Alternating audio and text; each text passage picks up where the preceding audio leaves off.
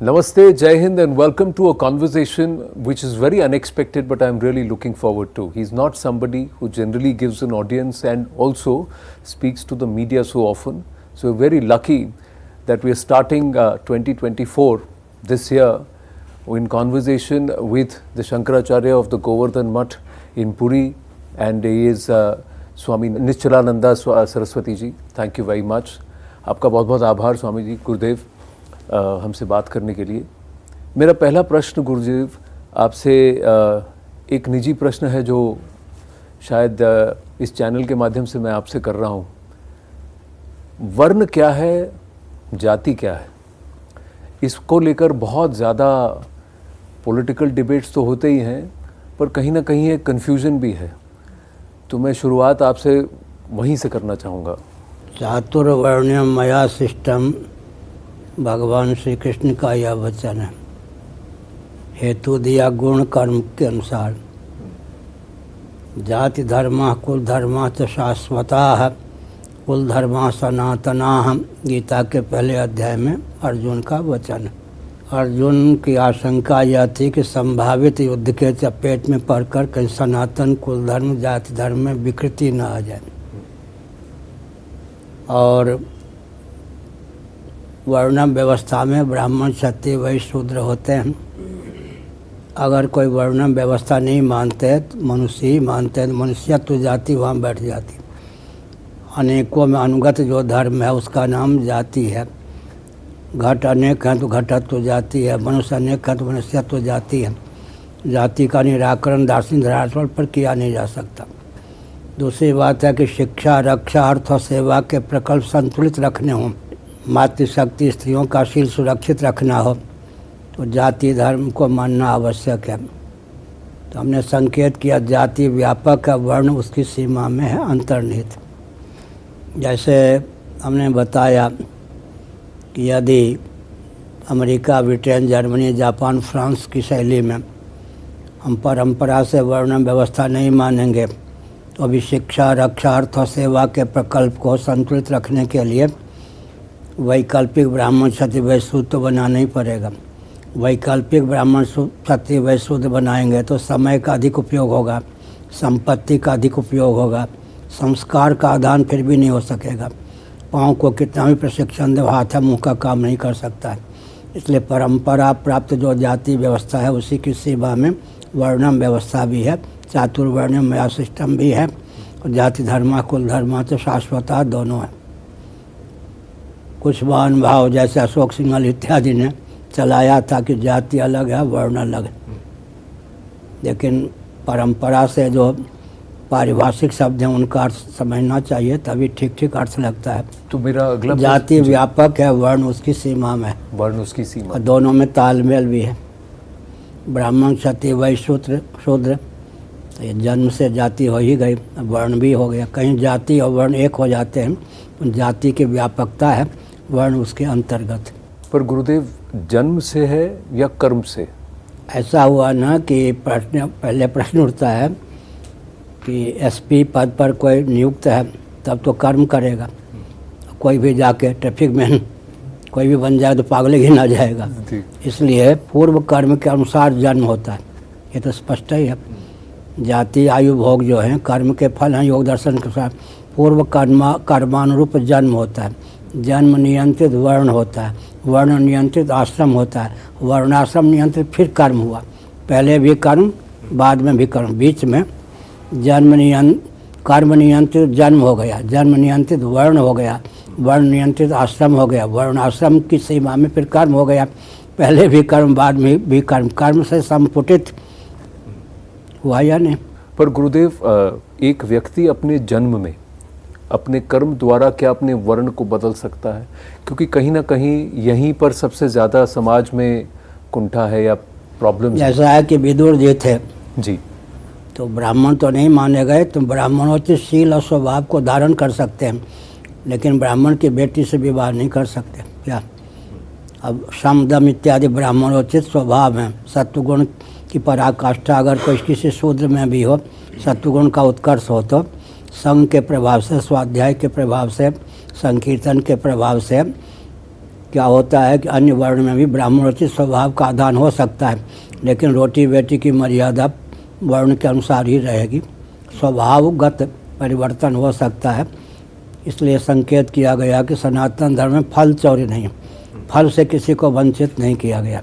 महाभारत आदि में यह भी आख्यान आता है, बहुत प्रयास किया किसी क्षत्रिय ने, लेकिन बाद में ब्राह्मण कुल में जन्म होने के बाद ही परम गति प्राप्त हुई। चरम वर्ण तो ब्राह्मण ही होते हैं। तो ब्राह्मणत्व का आधान तो स्वभावगत भी होना चाहिए, वर्णगत भी होना चाहिए, दोनों है तो सोने में सुगंध। इसलिए शिव पुराण के अनुसार विचार करें तो ब्राह्मण के भी 4 भेद हो जाते हैं। ब्राह्मण, एडजेक्टिव भी ब्राह्मण, विशेषण भी ब्राह्मण, विशेष भी ब्राह्मण। क्षत्रियोचित स्वभाव है, लेकिन जन्म हुआ है ब्राह्मण कुल में, क्षत्रिय ब्राह्मण हो गए। वैश्योचित ढंग से जीविका अर्जित करते हैं, जन्म हुआ है ब्राह्मण कुल में, वैश्य ब्राह्मण हो गए। शूद्रोचित विधा से जीवन यापन करते हैं, जन्म हुआ है ब्राह्मण कुल में, तो विशेष से नहीं बदलेगा, विशेषण बदल जाएगा, शूद्र ब्राह्मण। 1 नंबर के ब्राह्मण वही हैं जो ब्राह्मण, विशेषण भी और विशेष भी दोनों में एकत्व हो गया। यह नियम है, मर्यादा। पर गुरुदेव, अगर आप ये कह रहे हैं, और जैसे भगवान ने खुद कहा कि चातुर्वर्णम मया श्रेष्ठम, पर अगर आज देखें तो एक वेस्टर्न नैरेटिव ये है कि हिंदू धर्म और भारत से आने वाले, हिंदुस्तान से आने वालों में यही सबसे बड़ी खोट कही जाती है कि वो जाति को मानते हैं या इस सिस्टम को मानते हैं, वर्णाश्रम को मानते हैं, जिसे वो कास्ट सिस्टम कहते हैं। इनके यहाँ नहीं है, मुगल, सैयद, पठान, ये सब है भेद या नहीं? उनके यहाँ भी 4 है, शेख, सैयद, मुगल, पठान, उसको मिटा देंगे। क्रिश्चियनों के यहाँ कितने भेद हैं? 100 से अधिक भेद हैं। 2-3 भेद तो प्रमुख हैं। सृष्टि का नाम ही भेद है। महाप्रलय में भेद नहीं रहता, लेकिन भेद का उपयोग निर्भेद परमात्मा की प्राप्ति में हो, भेद के लिए भेद नहीं। और आपको मालूम है, कछुए की हथेली को देखा आपने?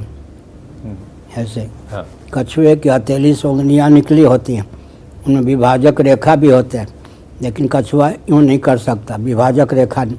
इसी प्रकार विभाजक रेखा तो है, विभाजन सचमुच में नहीं है। तो हमारे यहाँ शिक्षा, रक्षा, अर्थ और सेवा के प्रकल्प संतुलित रहें, जनसंख्या बिना परिवार नियोजन के गर्भपात के सुरक्षित रहे, मातृशक्ति का शील सुरक्षित रहे। इसलिए वर्णाश्रम व्यवस्था अत्यंत अपेक्षित है।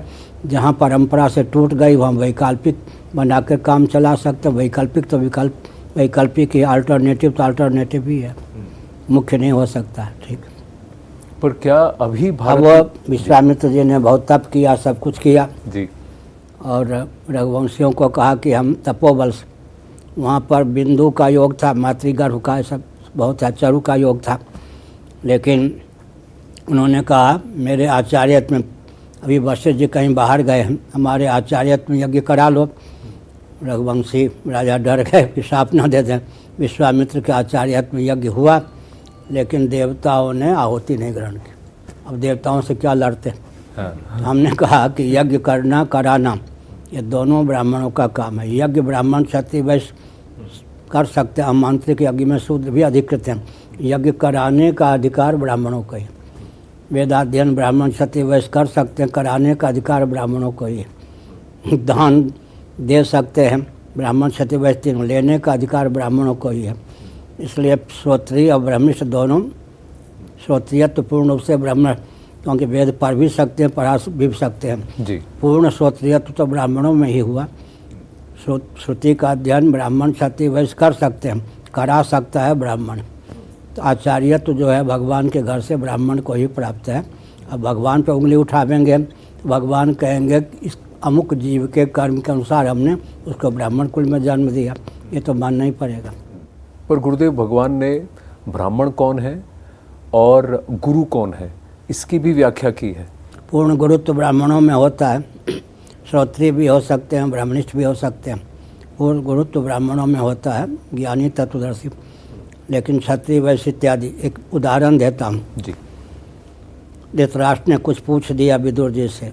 वो विदुर जी जो थे, शापित होने के कारण धर्मराज के अवतार थे, लेकिन शूद्रा के गर्भ से जन्म हुआ था। कुछ उन्होंने संकेत किया, फिर और कहा उन्होंने कहा कि शूद्र योनि में मेरा जन्म हुआ है, इसलिए मैं उपदेश नहीं कर सकता। महाभारत, उपदेश आपको ब्राह्मण ही करेंगे।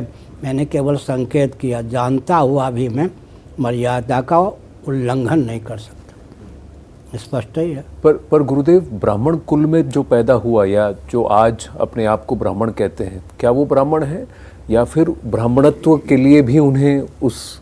मैंने कहा ना, जन्म से तो ब्राह्मण है, लेकिन ब्राह्मण नहीं है। विशेषण तो ब्राह्मण उचित होना चाहिए। उदाहरण मैं देता हूँ ताकि बात स्पष्ट हो जाए।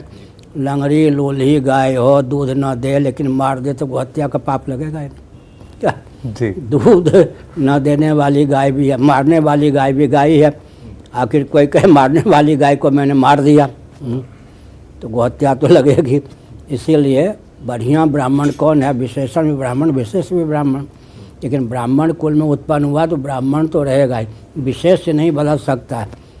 विशेषण फिर कह सकते हैं क्षत्रियोचित स्वभाव है, क्षत्रिय ब्राह्मण, वैश्य ब्राह्मण, लेकिन विशेष से तो वही रहेगा। ब्राह्मण कुल में उत्पन्न हुआ तो ब्राह्मण रहेगा ही।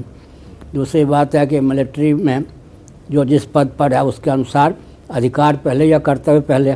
अधिकार की सीमा में दायित्व तो आज भी मानेंगे क्या? अधिकार की सीमा में दायित्व, अधिकार पहले या कर्तव्य पहले? अधिकार की सीमा में एसपी के पद पर है, तदनुकूल व्यवहार कर सकता, आचरण कर सकता है। मानवोचित अधिकार जितने मनुष्य हैं सबको प्राप्त है जी। अतिरिक्त अधिकार जो है वो तो फिर एसपी के पद पर जो है एसपी का, प्रधानमंत्री के पद पर जो है प्रधानमंत्री का है। गुरुदेव, हिंदू कौन है? अच्छा आप देखो, कोई भी जजमेंट दे दे, जी, एक विचित्र जज भी बहुत हो सकते हैं, लेकिन जिस केस में जो जज नियुक्त है उसी के द्वारा दिया हुआ जजमेंट माना जाएगा, अन्यथा नहीं। जी, है या नहीं? हाँ। ये भी मानना पड़ता है। योग्यता के दृष्टि से जज बहुत हो सकते हैं जी, लेकिन जिस केस में जो जज या जस्टिस नियुक्त है उसके द्वारा जब जजमेंट दिया जाएगा उसी का नाम जजमेंट होगा। वकील जो है वकील ही है, निरूपण करना वकील का काम है, निर्णय देना जज का। जज में भी जो अधिकृत है जिस केस में उसका दिया हुआ निर्णय ही निर्णय माना जाएगा। इसी से अगला प्रश्न यह है कि हिंदू कौन है? हिंदू और हिंदुत्व जीने का एक जीवन जीने का एक तरीका है, जैसे कोर्ट ने कहा है, वे ऑफ जैसा लाइफ। कि राजीव गांधी कहते हैं, राहुल राजीव गांधी चल बसे, राहुल गांधी कहते हैं मनुष्य मनुष्यत्व रहेगा या नहीं? हिंदू कौन है? हिंदू शब्द का जहाँ जहाँ प्रयोग हुआ है उन ग्रंथों में हिंदू की पहचान भी है। बृहस्पति आगम में हिंदू शब्द का प्रयोग हुआ है, मेदिनी तंत्र में हिंदू शब्द का प्रयोग हुआ है, भविष्य पुराण में हिंदू शब्द का प्रयोग हुआ है, कालिका पुराण में हिंदू शब्द का प्रयोग हुआ है, ऋग्वेद में हिंदू शब्द का प्रयोग हुआ है। हमारा एक ग्रंथ है गर्व से कहें हम हिंदू हैं।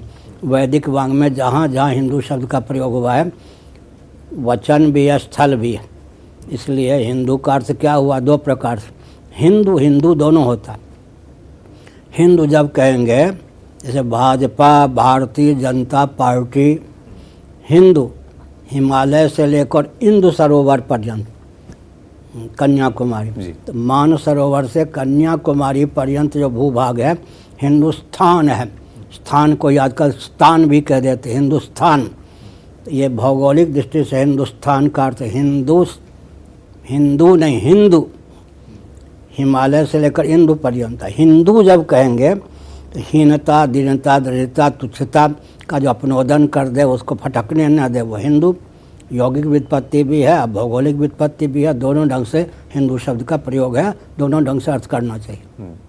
पर गुरुदेव, जब आप हिंदू राष्ट्र की व्याख्या करते हैं या उसके बारे में कहते हैं तो हिंदू राष्ट्र क्या है? सुनिए, सबके पूर्वज सनातनी वैदिक आर्य हिंदू थे या नहीं? मोहम्मद साहब के पूर्वज कौन थे? ईसा मसीह के पूर्वज कौन थे? सबके पूर्वज सनातनी वैदिक आर्य हिंदू थे या नहीं? दूसरी बात, आज भी देखें तो हिंदू शब्द कहाँ कहाँ है? अगर विचार करें तो कौन हिंद महासागर है या नहीं? आज भी है। और क्या है? हिंदू द्वीप भी है, हाँ। हिंद महासागर भी है, हिंदूकूट पर्वत भी है या नहीं? तो हिंदू शब्द तो आज भी प्रचलित है। हिंदुस्तान, हिंदू का अर्थ दो ढंग से हो गया। भौगोलिक दृष्टि से क्षेत्र विशेष में रहने वाले हिंदू हो गए। दूसरी यौगिक व्युत्पत्ति के अनुसार जो हीनता, दीनता, दरिद्रता, मानवोचित शील स्वभाव का अतिक्रमण कर दे, वो तो नहीं, माने हीनता दीनता दृढ़ता को जो फटकने ना दे वो हिंदू हो गया।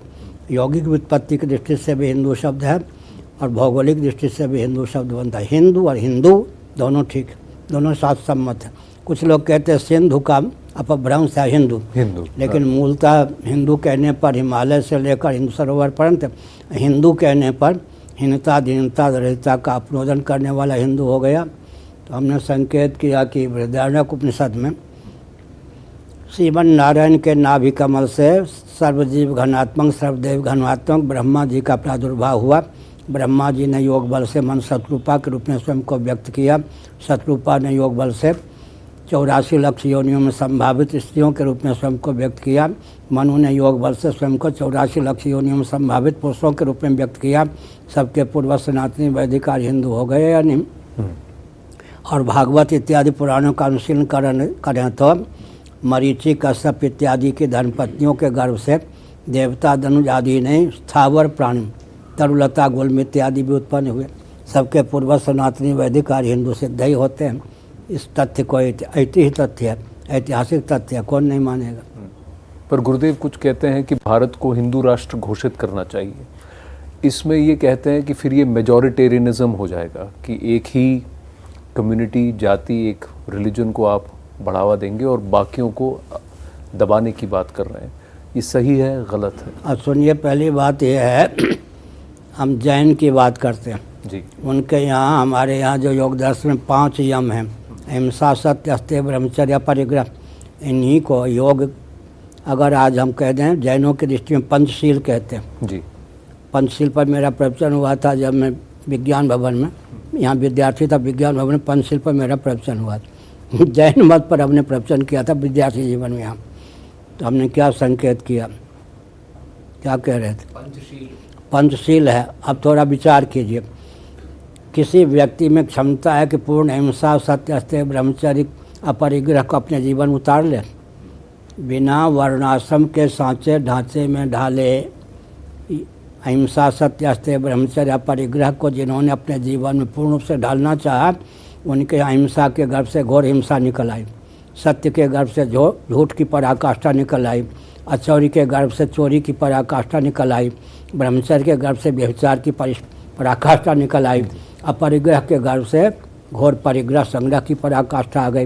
इसलिए पंच यम को व्यावहारिक धरातल पर लाने के लिए वर्णाश्रम व्यवस्था अपेक्षित है।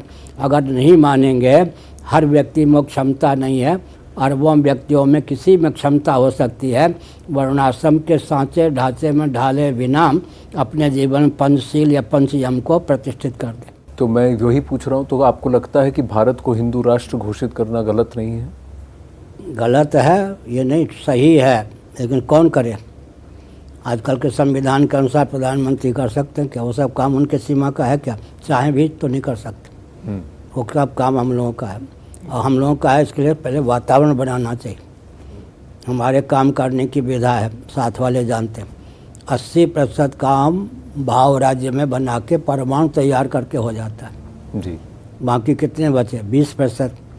20% जो काम है व्यवहार में थोड़ा संघर्ष करके हो जाता है, हाथ पांव चला के हो जाता है। 80% काम भाव राज्य में हो जाता है।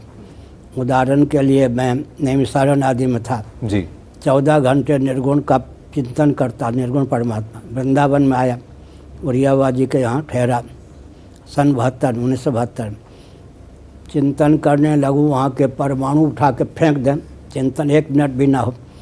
6 महीने तक वहाँ के परमाणु बनाने में लगे मुझे। 6 महीने के बाद 14 घंटे फिर मैं निर्गुण का चिंतन करने लगा। परमाणु बनाया जाता है। 80% काम हम लोग परमाणु बना के कर लेते हैं, वहाँ कोई संघर्ष नहीं है। परमाणु बनाने में अंतर्निहित संघर्ष होता है। और जब मैं यहाँ आया, पुरी में शंकराचार्य पद पर प्रतिष्ठित हुआ, वहाँ 1 मिनट न सगुण का चिंतन हो न निर्गुण का। हमने समझ लिया कि यहाँ वर्षों से किसी ने सगुण निर्गुण का चिंतन ही नहीं किया। वहाँ भी 6 महीने परमाणु बनाने में लगे। अब पुरी में चाहे 24 घंटे में मैं 20 घंटा चाहूँ, 15 घंटा चाहूँ, जितना चाहूँ सगुण निर्गुण का चिंतन कर सकता हूँ। इसलिए परमाणु बना करके ही 80% काम हो जाते। हम लोग जो है बाहर संघर्ष के लिए 20%, व्यवहार में इतिहास बनाने के लिए अपना इतिहास नहीं, समाज का इतिहास बने, अपना इतिहास तो बन ही जाता। 80% काम तो बस वायुमंडल बना के हो जाता। अब श्मशान है उदाहरण के लिए, वहाँ से जाएंगे तो वहाँ के परमाणु आपके विचार को प्रभावित करेंगे। बलिष्ठ परमाणु आए तो कम प्रभाव पड़ेगा, नहीं तो पड़ जाएगा। और अगर पूजन का स्थल है भगवान देवी देवता के, वहाँ से गुजरेंगे तो उसका प्रभाव पड़ेगा। हाइड्रोजन नाइट्रोजन आदि का प्रभाव पड़ता है या नहीं, गैस इत्यादि का प्रभाव पड़ता है या नहीं, संक्रामक रोग का प्रभाव पड़ता है या नहीं।